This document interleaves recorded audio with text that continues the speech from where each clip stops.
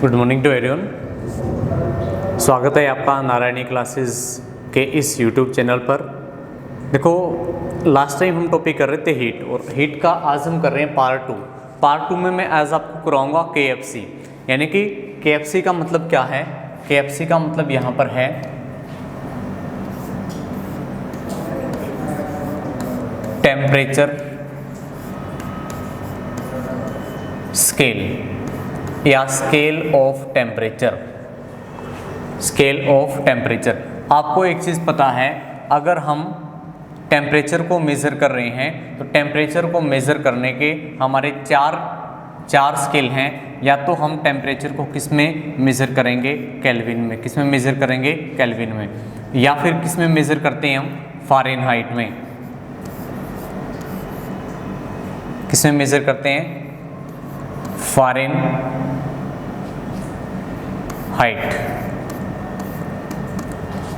Kelvin, Fahrenheit, और एक था हमारा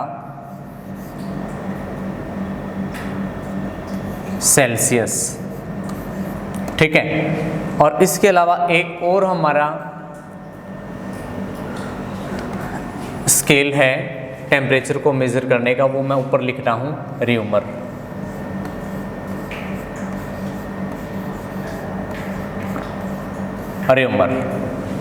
तो ये चार पैमाने हैं जिससे हम टेम्परेचर को मेज़र करते हैं। तो सबसे पहले अगर मैं बात करूं केल्विन की, फ़ारेनहाइट की और सेल्सियस की। देखो, टेम्परेचर को मेज़र करने के तीन पैमाने मैंने आपको बताए, सेल्सियस, फ़ारेनहाइट और केल्विन। अब देखो, इन तीनों को हम कर लेते हैं। इनमें देखो कुछ बार रहेंगे। क्या रहेंगे? बार। और वो जो बार बनाए हैं वो बनाए हैं फ्रीजिंग और बॉइलिंग पॉइंट के हिसाब से। आपको एक चीज़ पता है कि जो पानी जो है वो 0 डिग्री सेल्सियस पर जम जाता है। कितने डिग्री सेल्सियस पर? 0 डिग्री सेल्सियस पर जम जाता है। यानी कि ये उसका क्या हो गया? फ्रीजिंग पॉइंट हो गया। क्या हो गया? Freezing point. क्लियर? और पानी कितने डिग्री सेल्सियस पर उबलता है? अगर उबलने की मैं बात करूं तो पानी लगभग आपका 100 डिग्री सेल्सियस पर क्या है?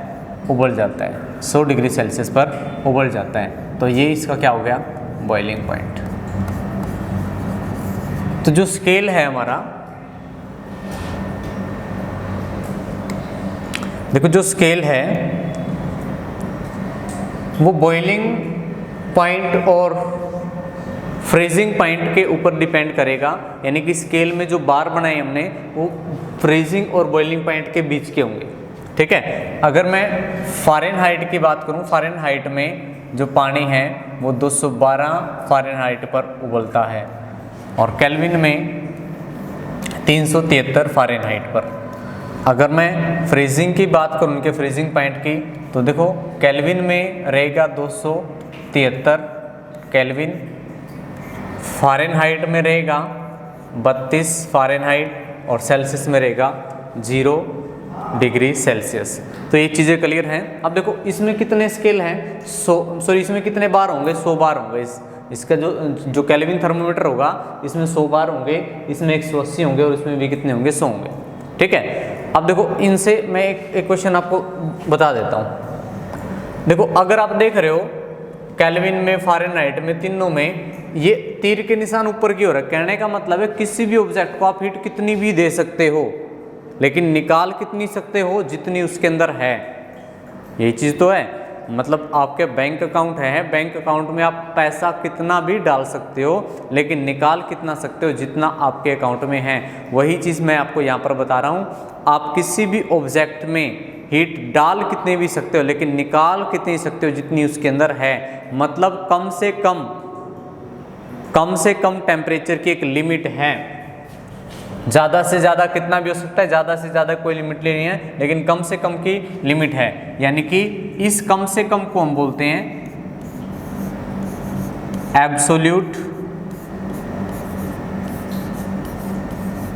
Zero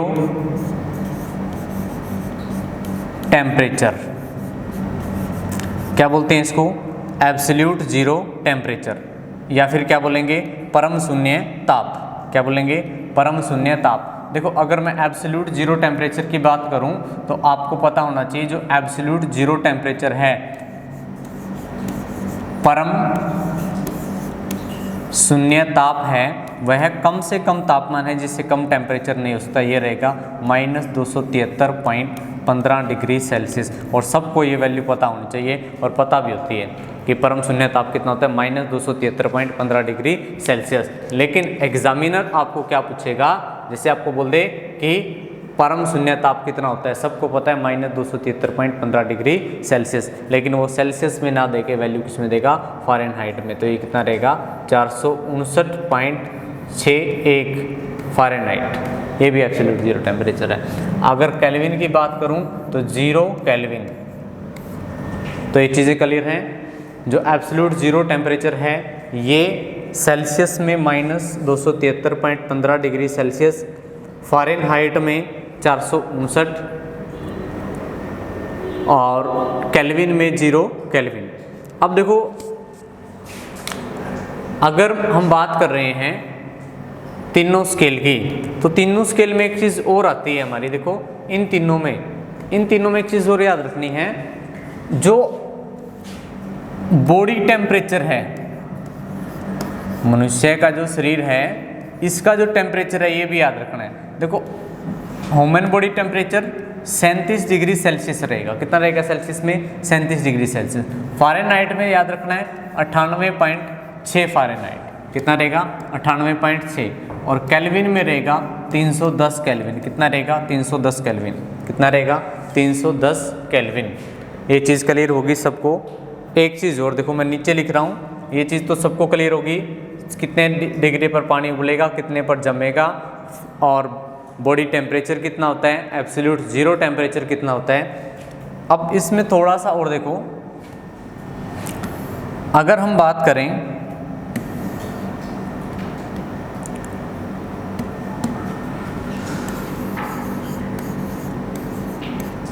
density of water,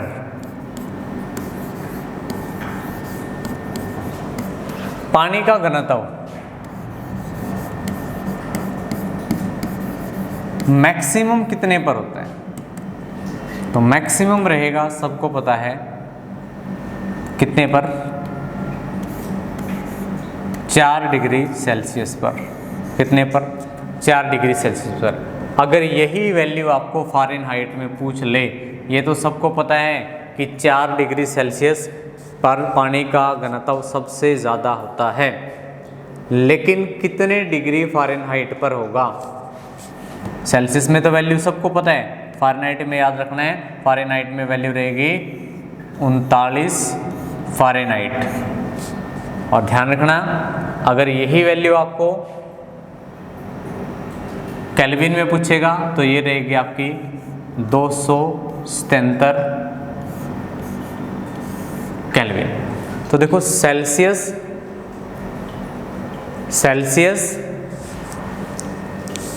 Fahrenheit और केल्विन तीनों में मैंने आपको बता दिया कि पानी की डेंसिटी किस में कितने स्केल पर होगी, ठीक है, कितने बार पर होगी। इतनी चीज़ क्लियर होगी। इसके बाद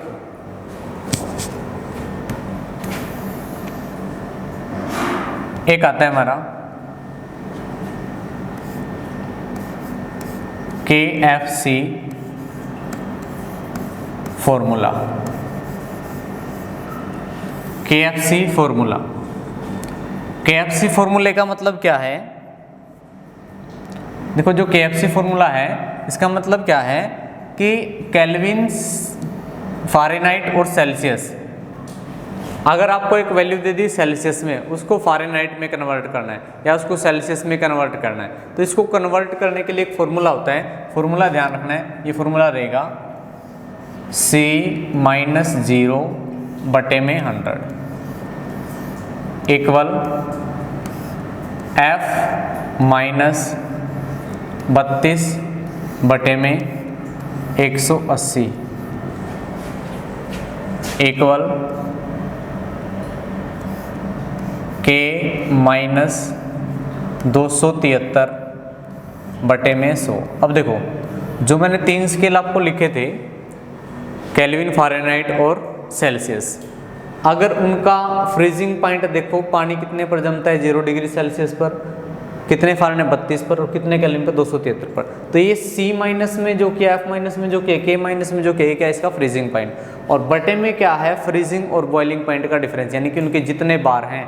सेल्सियस स्केल में कितने होंगे 100 बार होंगे, फ़ारेनहाइट में 180 और केल्विन में कितने होते हैं 100। तो ये फॉर्मूला हो गया सेल्सियस को केल्विन में या फ़ारेनहाइट में कन्वर्ट करने का। जैसे मैं एक एग्जांपल ले रहा हूँ, एग्जांपल से आप समझ जाओगे। जैसे आपको दे दिया कि 37 डिग्री सेल्सियस को फ़ारेनहाइट में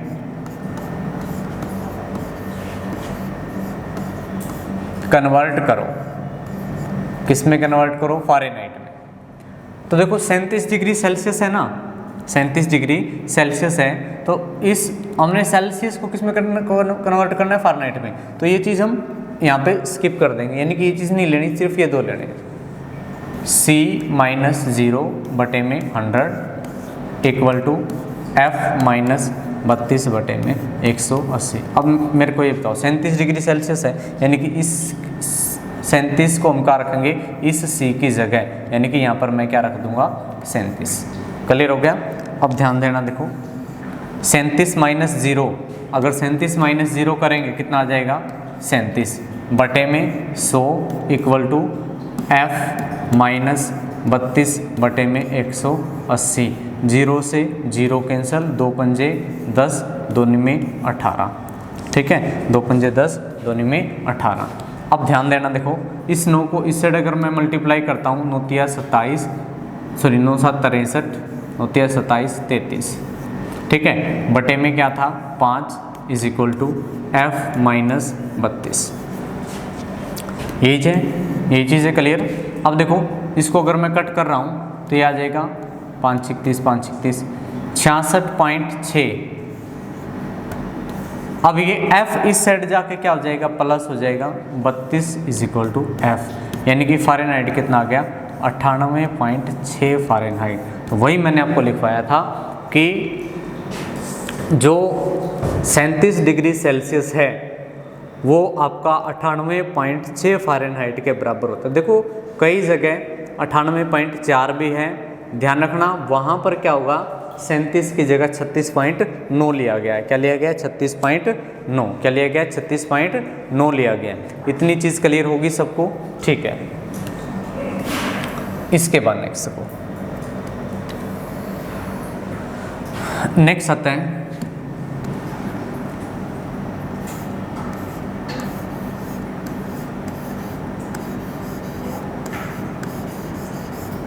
थर्मोमीटर, या हिंदी में क्या बोलेंगे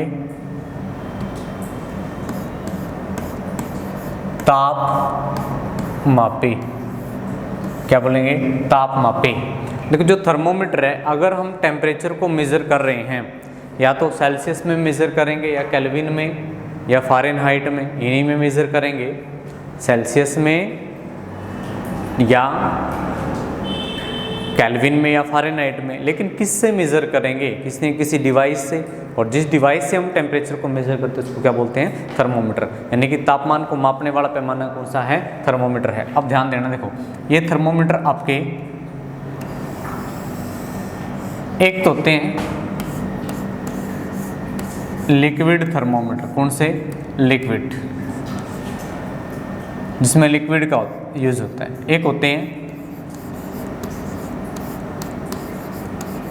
कांस्टेंट गैस वॉल्यूम थर्मोमीटर, एक होते हैं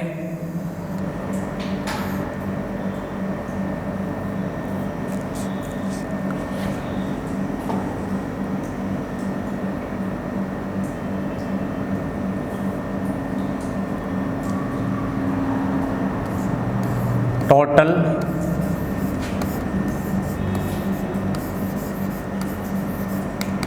रेडिएशन, टोटल रेडिएशन थर्मोमीटर। एक क्या होता है टोटल रेडिएशन थर्मोमीटर, ये चीज़ क्लियर ना। एक total radiation thermometer, constant gas volume thermometer, इसके अलावा प्लेटिनम रेजिस्टेंस थर्मोमीटर भी होता है और थर्मल कपल थर्मोमीटर भी होता है, थर्मल कपल थर्मोमीटर भी होता है। तो सबसे पहले देखो 3 के बारे में बता रहा हूँ मैं, फिर हम 2 लास्ट रेजिस्टेंस और थर्मल कपल थर्मोमीटर के बारे में भी करेंगे। सबसे पहले करते हैं द्रव तापमापी के बारे में। देखो अगर मैं द्रव तापमापी के बारे में बात करूं तो ऐसा थर्मोमीटर जिसके अंदर लिक्विड का यूज होता है उसको क्या बोलते हैं, द्रव तापमापी। क्या बोलते हैं, द्रव तापमापी।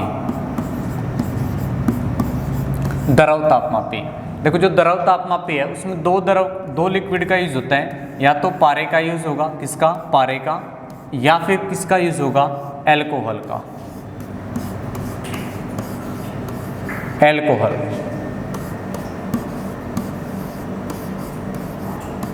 या तो पारे का यूज होता है या किसका यूज होता है, एल्कोहल का। देखो ध्यान रखना है, जो पारा है, पारे से हम -38 डिग्री सेल्सियस से लेकर 350 डिग्री सेल्सियस तक का टेम्परेचर माप सकते हैं। -38 से लेकर 350 तक का, मतलब कम से कम इससे 38 डिग्री और ज़्यादा से ज़्यादा 350 डिग्री सेल्सियस तक का टेम्परेचर। यहाँ से आप एक चीज़ समझ गए होगे कि पारा -38 तक द्रव अवस्था में रहेगा और 39 पर जम जाएगा और उबलेगा कितने पर, 350 डिग्री पर। बात आती है अगर -38 से कम टेम्परेचर मेजर करना है फिर किसका यूज़ करेंगे। अगर -38 से कम टेम्परेचर मेजर करना है फिर हम यूज़ करेंगे एल्कोहल का। इससे हम -114 डिग्री सेल्सियस तक का टेम्परेचर मेजर कर सकते हैं और ज़्यादा से ज़्यादा हम 75 डिग्री सेल्सियस तक का। क्लियर हो गया चीज़। तो पारे का और एल्कोहल का यूज़ हम किस में करते हैं, द्रव तापमापी में। किस में यूज़ करते हैं, द्रव तापमापी में। और ध्यान रखना, जो ये आपका द्रव तापमापी है ये आपका काम करेगा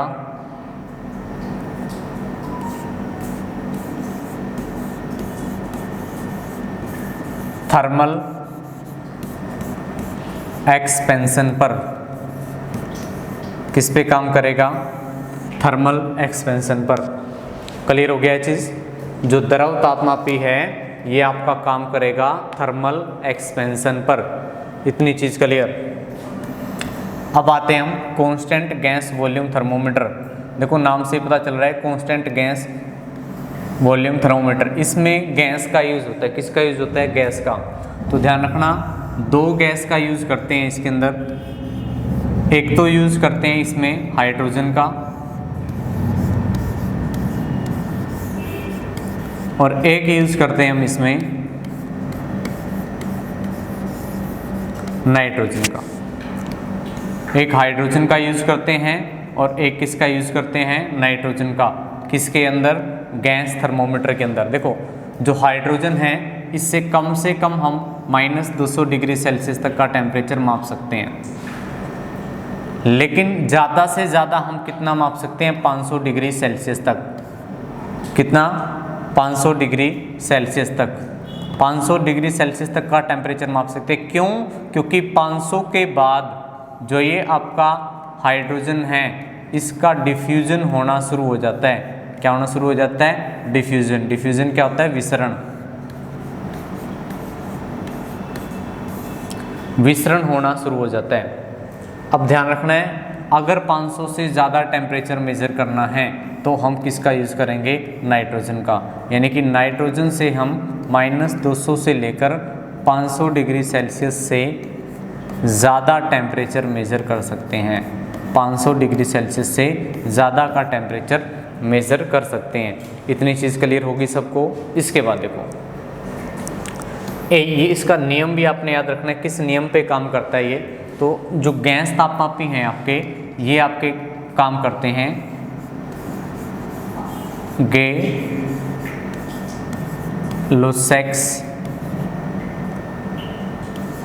गे-लुसैक्स के नियम पर, या आप ऐसा बोल सकते हो ये काम करता है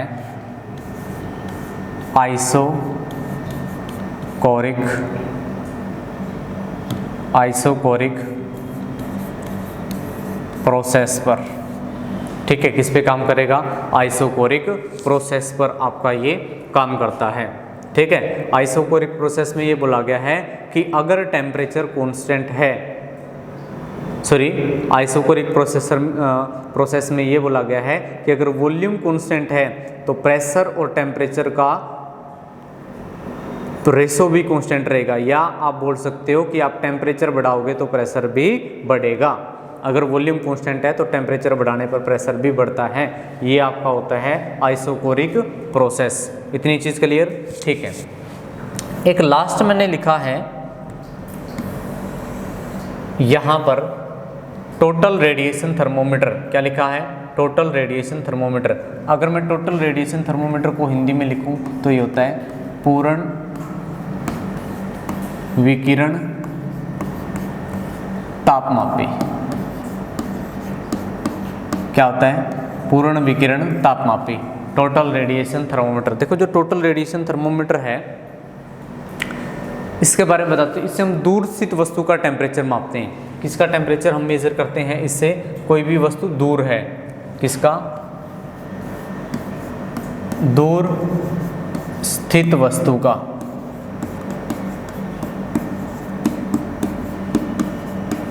अब दूर स्थित वस्तु का मतलब ये नहीं कि मनुष्य का भी टेम्परेचर हम दूर से ही इससे मेजर कर लेंगे। तो इससे हम किसका टेम्परेचर मेजर कर सकते हैं? जिसका टेम्परेचर 800 डिग्री सेल्सियस से ज़्यादा हो। जिस ऑब्जेक्ट का टेम्परेचर 800 डिग्री सेल्सियस से ज़्यादा है उसका हम टेम्परेचर टोटल रेडिएशन थर्मोमीटर से मेज़र करेंगे, क्योंकि जिसका टेम्परेचर 800 डिग्री सेल्सियस से ज़्यादा होगा वो क्या करेगा? हीट का एमिशंस करेगा। क्या करेगा? ऊष्मा को उत्सर्जित करेगा, और जब ऊष्मा उत्सर्जित होगी तो वो आगे तक आएगी और हमें टेम्परेचर का पता लगेगा। तो ये थे हमारे कुछ थर्मोमीटर। इसके अलावा 2 थर्मोमीटर और हैं। एक आपका लिख ही देता हूँ मैं, 2 थर्मोमीटर देखो। एक रहेगा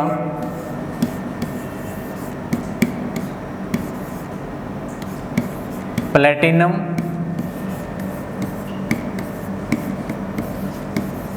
रेजिस्टेंस थर्मोमीटर, ये नंबर 4 है। और नंबर 5 है आपका थर्मल कपल